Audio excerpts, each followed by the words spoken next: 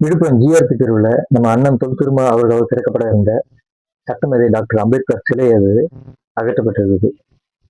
இது சம்பந்தமா எந்த அரசியல் கட்சி தலைவர்களும் எதிர்ப்பு தெரிவிக்கவே இல்லை. ஏன் வரலாற்று முதல் முறை தலித் அமைச்சர்னு சொன்னேன் இல்லை, சொன்ன நம்ம அண்ணன் வன்னியரசு வந்து வாயை கூட்டி மௌனியா இருக்காங்க. அந்த காரணத்துல இதுவே ஒரு திமுக ஆட்சியா இருந்தா என்னென்ன குதி குதிப்பாங்க. நம்ம கியூட் முதலமைச்சர் அவர் வந்து ஒரு ஸ்கிரிப்ட் பேப்பர் வந்துட்டு என்ன ஸ்டாலின் அங்கிள் நியாயமா, what uncle it's very wrong uncle பாரு. இப்ப நம்ம கேட்கணும், விஜய் அங்கிள் நியாயமா, வாட் அங்கிள் இது இட்ஸ் வெரி ஒஸ்ட் அங்கிள்னு சொல்லி நம்ம சொல்லணும். 7 தலித்து அமைச்சர்களும் வாய் திறக்கவே இல்லை.